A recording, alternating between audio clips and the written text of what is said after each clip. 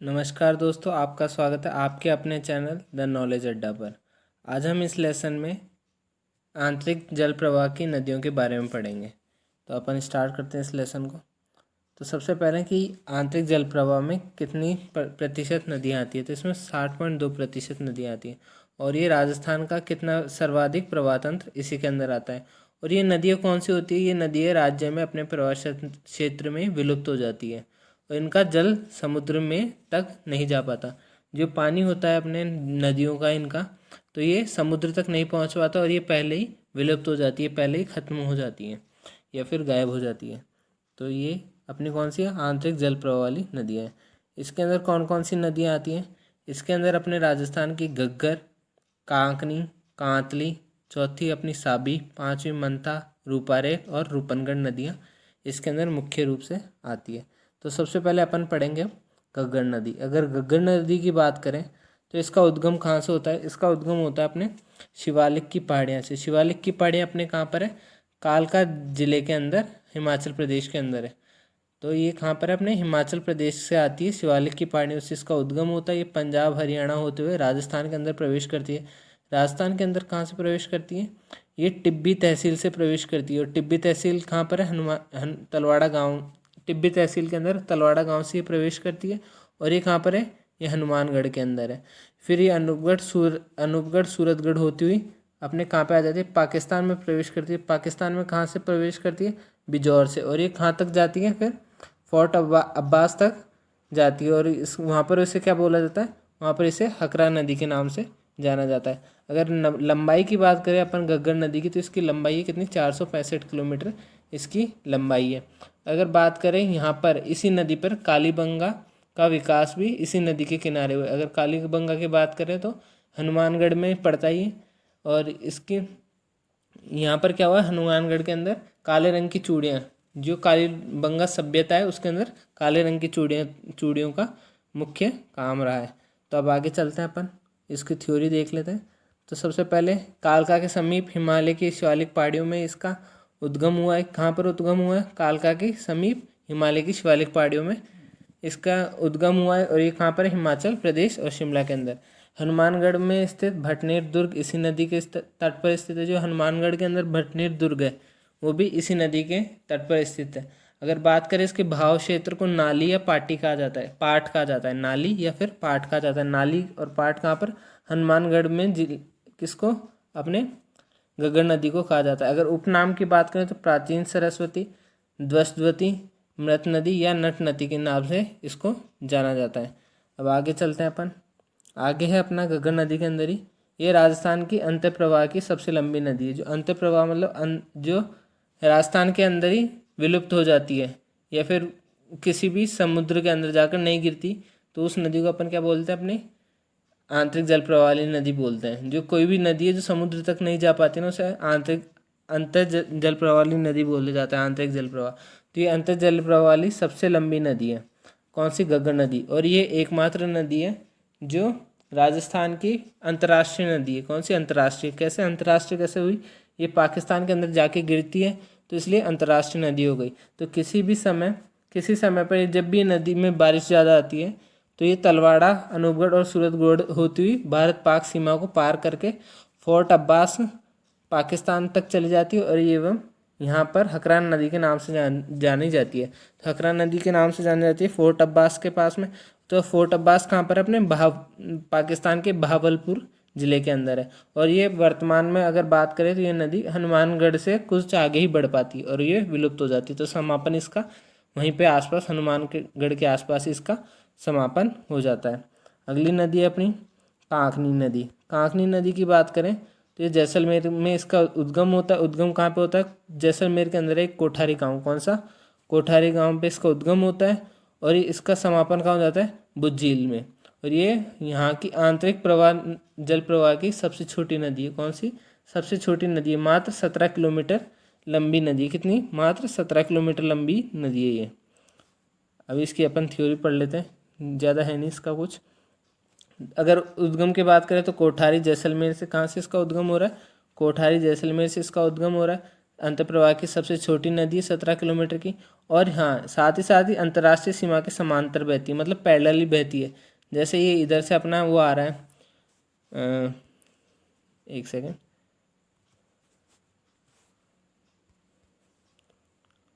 जैसे ये नदी है तो इधर अपना यहाँ पर क्या है, ये जैसलमेर की सीमा है।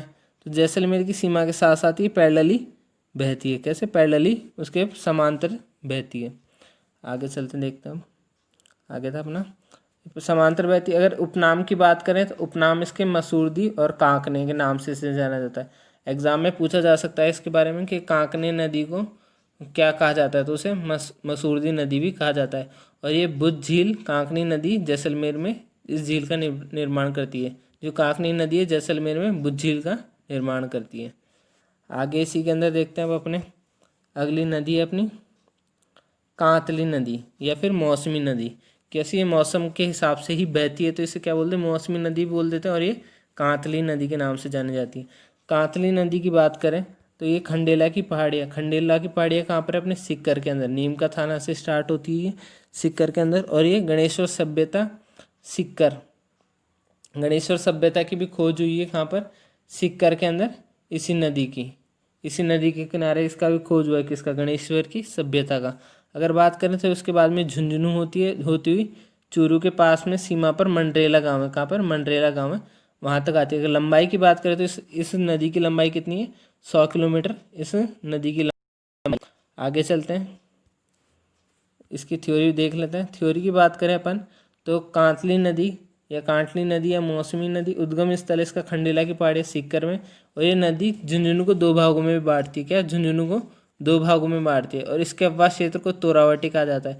जो इसका अपवास क्षेत्र होता है ये झुंझुनू में आता, झुंझुनू चूरू उसमें आ रहा है अपना सिक्कर में, झुंझुनू चूरू और सिक्कर में आ रहा है ना। तो वो कौन सा अपना शेखावाटी क्षेत्र है, तो शेखावाटी से याद रखना इसको, तोरावाटी इसका क्या होता है? अपवास क्षेत्र को तोरावाटी कहा जाता है। ठीक है। इसके अलावा अपना है इसके अंदर सीकर जिले में स्थित गणेश्वर की सभ्यता सिक्कर में नीम का थाना में हुआ है और इसी किनारे हुआ है। अगर खोज की बात करें तो एक गणेश्वर की सभ्यता का खोज 1971-1972 में हुई थी। और खोजकर्ता कौन कौन थे? RC अग्रवाल और UN मीणा। अगर समापन स्थल की बात करें तो झुंझुनू चूरू सीमा पर मंडरेला गांव में इसका समापन हो जाता है। अगली है अपनी साबी नदी की बात करें तो इसका उद्गम होता है सेवर की पहाड़ियाँ जयपुर से। कहाँ से?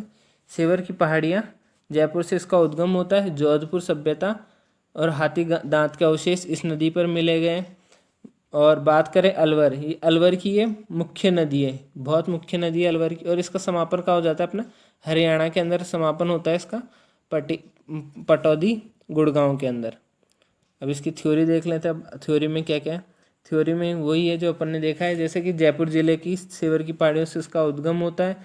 अलवर की सबसे बड़ी नदी है, इसे अलवर की लाइफलाइन भी कहा जाता है। विनाश लीला के लिए प्रसिद्ध, वहाँ पे बहुत ज़्यादा विनाश कर देती थी पहले। अगर बात करें अकबर ने इस नदी के ऊपर क्या किया था? बांध बनाने का प्रयास किया था, लेकिन वो असफल रहा। पानी का बहाव बहुत तेज था उस समय, तो वो असफल रहा। अगर समापन की बात करें तो समापन इसका हरियाणा के अंदर होता है। हरियाणा के गुड़गांव जिले के पटौदी के स्थान पर ये विलुप्त हो जाती है। अब आगे चलते हैं अपनी अगली नदी है रूपारेल नदी की बात करें तो उदयनाथ की पहाड़ियाँ से इसका उद्गम होता है। कहाँ से? उदयनाथ की पहाड़ियाँ से इसका उद्गम होता है। और सीकरी बांध भरतपुर इसी नदी के किनारे है। अगर बात करें गोपालगढ़ भरतपुर में इसका समापन लगभग वहाँ पर विलुप्त हो जाती है। अगर बात करें सीकरी बांध तो वहाँ पर भरतपुर के अंदर जीवन रेखा ही अपनी भरतपुर की जीवन रेखा है, मतलब भरतपुर के अंदर पानी की सप्लाई यहीं से होती है सीकरी बांध से। अगर बात करें हम इसकी हल्की सी थ्योरी पढ़ लेते हैं। अगर थ्योरी देखते हैं रूपारेल नदी की तो यह नदी उदयनाथ की पहाड़ी अलवर से निकलती है। अगर भरतपुर की जीवन रेखा है सीकरी बांध। और इसका उपनाम की बात करें तो वरा तथा लसवारी भी इस नदी को कहा जाता है। क्या? वरा और लसवारी। और ये क्वेश्चन भी आया हुआ है पेपर में कि रूपारेल नदी का उपनाम क्या है, तो वहाँ पे ऑप्शन था एक वरा, तो वो वरा उसके अंदर आंसर था। अगला है अपना रूपनगढ़ मंथा और रूपनगढ़ नदी। ये दोनों नदियाँ कहाँ पर आके गिरती हैं? सांबर झील के अंदर। कहाँ पर? सांबर झील के अंदर ये दोनों नदी आकर गिरती हैं। ये इधर से मंथा आ रही है, जयपुर से आती है। और अगर अजमेर से कौन सी नदी आती है? अपनी रूपनगढ़ नदी। मंथा नदी तो आती है अपनी जयपुर से और रूपनगढ़ नदी आती है अजमेर से। और अगर बात करें जयपुर से जो मंथा नदी आती है वो उसका उद्गम मनोहरपुरा की पहाड़ियों से। और अगर बात करें अपने रूपनगढ़ नदी की तो रूपनगढ़ नदी की वो क्या बोलते हैं उद्गम सलेमाबाद से इसका उद्गम होता है, वो कहाँ पर है, अजमेर के अंदर। अगर बात करें रूपनगढ़ नदी के किनारे क्या है, निम्बाक संप्रदाय की पीठ स्थापित की गई है, की हुई है। अब आगे चलते हैं, इसको देखते हैं एक एक करके। सबसे पहले अपना मंथा नदी। मंथा नदी की बात करें तो उद्गम स्थल इसका कहाँ पर है, मनोहरपुर की पहाड़ियों पर इसका उद्गम स्थल है, जयपुर के अंदर मंथा नदी का। सांबर में सर्वाधिक लवण जमाव करने वाली नदी भी कौन सी अपनी मंथा नदी है। अगर बात करें समापन कहाँ हो जाता है इसका, सांबर झील में। ये क्वेश्चन बनता है इसका कि सबसे ज़्यादा सर्वाधिक लवण का जमाव करने वाली नदी सांबर झील में, तो वो कौन सी है, मंथा नदी। कौन सी, मंथा। समापन इसका सांबर झील में। अगर अब अपन बात करते हैं रूपनगढ़ नदी की तो रूपनगढ़ नदी है, इसका उद्गम स्थल है कौन सा, नाग पहाड़ी अजमेर। अपन ने बात करी सलेमाबाद के अंदर। और समापन कहाँ पर होता है इसका भी, सांबर झील के अंदर समापन हो जाता है। हम लोग अब देखेंगे क्या इसके महत्वपूर्ण तथ्य, नदियों के महत्वपूर्ण तथ्यों के बारे में हम लोग अब पढ़ने वाले हैं। तो सबसे पहली बात है, अरावली पर्वत के उत्तर पश्चिमी भाग में अधिकांश आंतरिक जल प्रवाह की प्रणाली पाई जाती है। जो अरावली पर्वत है, अरावली पर्वत कहाँ पर है, जैसे राजस्थान का ये भाग उत्तर दक्षिण पूर्व पश्चिम भाग है, तो ये अपने कहाँ पर है, उत्तर पश्चिमी भाग में। किधर, उत्तर पश्चिमी भाग में ज़्यादातर। यहाँ से जो जल प्रवाह की नदियाँ हैं जो वो कैसी है, यहाँ से जो बह रही है वो कैसी है, आंतरिक जल प्रवाह की प्रणाली वाली नदियाँ हैं। और साथ ही साथ जैसे अरावली है, अरावली कैसे, जैसे अपना राजस्थान कैसे किस शेप में, ऐसे अनुसार शेप है उसकी। तो वो नदी यहाँ से ये अरावली जा रही है, गुजरात से अपने निकल रही है, हरियाणा में निकल रही है। तो जो अपने दक्षिणी पश्चिमी की नदियाँ हैं वो अपना जल किधर ले जाती है, अरब सागर में। और ये दक्षिणी पूर्वी वाली नदी किधर ले जाती है, बंगाल की खाड़ी में अपना जल ले जाती है। कोई यूँ लेके जाती है, कोई यूँ लेके जाती है, जैसे अपना भाव के अनुसार लेके जाती है। तो इधर पश्चिमी साइड वाली तो लेके जाती है कहाँ पर, अरब सागर में। और जो अपनी पूर्वी साइड वाली नदियाँ है, राजस्थान की पूर्वी साइड वाली नदियाँ वो किधर लेके जाती है, बंगाल की खाड़ी में अपना जल लेकर जाती है। तो वो ये दूसरा पॉइंट, राजस्थान की दक्षिणी पश्चिमी नदियाँ अपना जल अरब सागर में ले जाती हैं और राज्य की दक्षिणी पूर्वी नदियाँ बंगाल की खाड़ी में अपना जल गिराती हैं। अब बात करते हैं आगे। अगला पॉइंट है, राज्य में कोटा संभाग में सर्वाधिक नदियाँ प्रवाहित होती हैं। अगर बात करें सबसे ज़्यादा नदियाँ कहाँ प्रवाहित होती है, तो सबसे ज़्यादा नदियाँ होती है कोटा संभाग में। अगर कोटा संभाग में अगर जिले की बात की जाती है, तो राज्य की बात की जाती है, तो चित्तौड़गढ़ जिले के अंदर राज्य की सर्वाधिक, अगर राज्य की बात जिले की बात करते हैं अपन, तो चित्तौड़गढ़ जिले के अंदर राज्य की सर्वाधिक नदियाँ प्रवाहित होती है। तो सबसे ज़्यादा नदियाँ कहाँ से निकलती है, चित्तौड़गढ़ से। अगर संभाग की बात करी जाए तो कोटा संभाग से सर्वाधिक नदियाँ। अगर बात करें कि कौन से ज़िले में बिल्कुल ही नदी नहीं है, कोई भी नदी नहीं है, तो बीकानेर और चूरू राज्य के मात्र 2 ऐसे ज़िले हैं जिनमें कोई नदी नहीं है। तो ये वाला क्वेश्चन बनते हैं। आगे चलते हैं अपन। अगर प्रमुख लंबी नदियों की बात करें, राजस्थान की प्रमुख लंबी नदियों की बात करें, तो राजस्थान की सबसे लंबी नदी है चंबल। चंबल की बात करें तो चंबल की लंबाई कितनी है, 965 किलोमीटर। कितनी, 965 किलोमीटर चंबल की लंबाई है। अगर बात करें चंबल की कितनी, 965 किलोमीटर। अगर राजस्थान में चंबल की बात करते हैं तो 135 किलोमीटर। लेकिन पूरी चंबल की बात हो रही है क्योंकि वो राजस्थान में आती है, तो वो उसकी लंबाई कितनी है, 965 किलोमीटर। अगर केवल राजस्थान की सबसे लंबी नदी की बात करें तो वो बनास है। बनास की अगर लंबाई की बात करते हैं तो अपन वो है 480 किलोमीटर। अगर बात करें उत्तरी राजस्थान की सबसे लंबी नदी, तो उत्तरी राजस्थान की सबसे लंबी नदी अपनी घग्गर की लंबाई की बात करें तो घग्गर की लंबाई है 465 किलोमीटर।